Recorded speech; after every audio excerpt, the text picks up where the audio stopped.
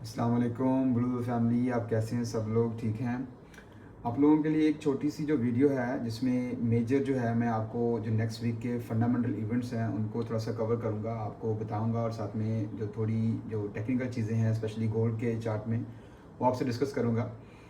जैसे कि हम सब लोग जानते हैं कि जो लास्ट वीक की क्लोजिंग है वो बहुत बुलिश थी। लास्ट वीक स्पेशली जो है लास्ट थर्सडे और जो फ्राइडे का डाटा था वो यूएसडी का काफ़ी नेगेटिव आया था।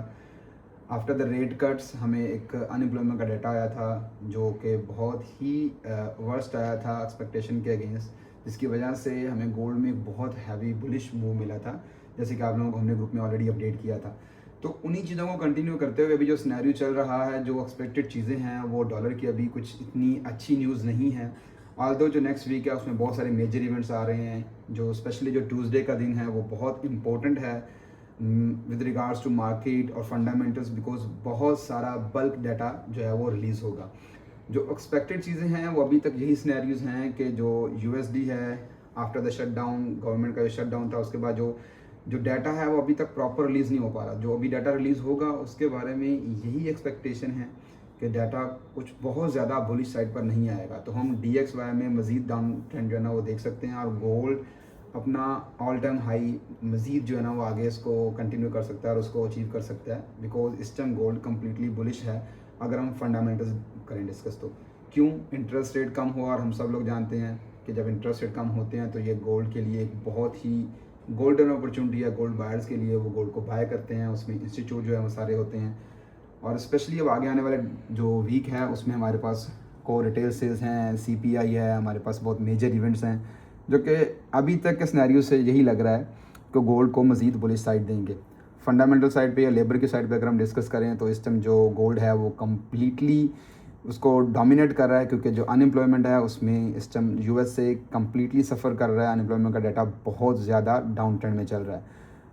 इसी चीज़ को अगर कंटिन्यू करें और हम अगर गोल्ड के चार्ट पर जाएं, मैं आप लोगों के लिए जो है ना वो थोड़ा सा बस टेक्निकल चीज़ें डिस्कस करता हूँ कि जो गोल्ड का जो जोन ब्रेकआउट हुआ था, जो अराउंड के हम डिस्कस कर लें कि वो ऑलमोस्ट जो लेवल था वो लेवल था ऑलमोस्ट तकरीबन 4265 का। ये एक जोन था 4265 से लेकर 4270 का, जिसमें ब्रेकआउट हुई और बहुत एक बुलिश ट्रेड मिली।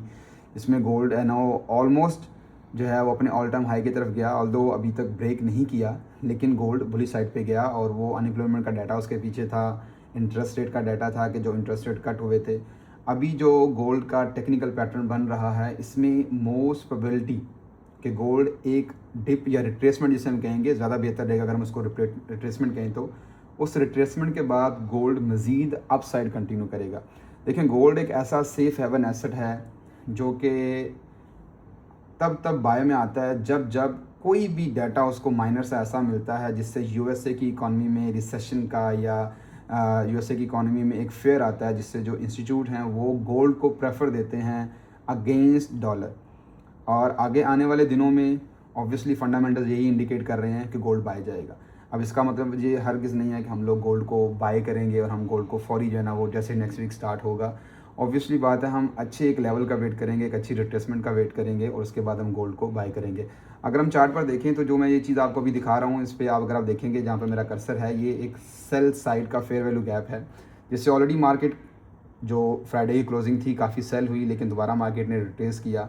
इस लेवल से बाय करना एक मतलब कि वो बिल्कुल सही नहीं है, इसलिए क्योंकि ये मिड है, ये एक हाई और जो उसका जो ऑलरेडी प्रीवियस जहाँ से गोल्ड उठा है उसके दरमियान में प्राइस खड़ी हुई है। हम वेट करेंगे कि गोल्ड अगर 4280 के एरिया में आता है, ठीक है, यहाँ से अगर गोल्ड हमें हल्की सी सपोर्ट लेकर ऊपर उठने की कोशिश करता है तो हम इस लेवल को अपनी एक अच्छी सपोर्ट रख के नीचे एसएल लगा के हम अब इसको बाय कर सकते हैं for the long trade, for the swing trade.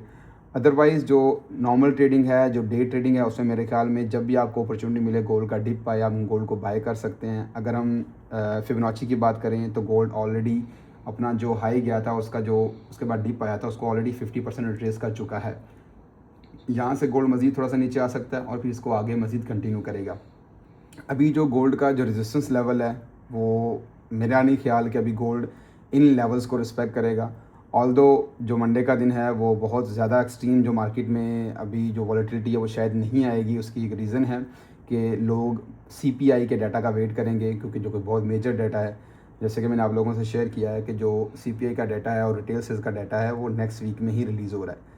तो नेक्स्ट वीक में बहुत ज़्यादा मेजर इवेंट हैं, ये आप सबके सामने हैं, सब जो तमाम मेजर इवेंट हैं, जिसमें हम अगर मंडे से स्टार्ट करें तो कैट की CPI है, GBP का जो है वो एवरेज अर्निंग इंडेक्स है, यूरो की बहुत मेजर हैं। और यूरो, ये याद रखिएगा, DXY में यूरो एक बास्केट के अंदर बहुत हैवी जो है ना उसका वेट है, जिसकी वजह से वो DXY को लाजमी इम्पैक्ट करता है। उसके बाद एवरेज अर्निंग है, को रिटेल सेल्स हैं, NFP चेंज है, रिटेल सेल्स हैं, और अगेन अनएम्प्लॉयमेंट का डाटा है USD का, जो बहुत ज़्यादा मेजर इवेंट है ऑन 16 दिसंबर। सो इन सब चीज़ों को देखते हुए हम लोग गोल्ड को जो मोस्ट प्रोबेबली है वो बुलिश साइड ट्रेड करेंगे। क्यों? क्योंकि हमारे पास जो फंडामेंटल हैं वो इस टाइम बुलिश साइड के हैं, अनटिल और अनलेस हमें मज़ीद डाटा नहीं मिलता। तो आप सबको जो न्यू अभी डे स्टार्ट होगा ट्रेडिंग का, उसके लिए बेस्ट विशेस। होप सो आप लोग इस चीज़ को इससे कुछ ना कुछ सीखेंगे। आप लोग अपनी एफर्ट दें काइंडली, आप लोग ग्रुप में अपना जो है एक्टिव रहें, आपको बहुत सारी अच्छी ट्रेड्स मिलेंगी इंशाल्लाह। Thank you so much, stay tune for the more. Thank you again, thank you so much.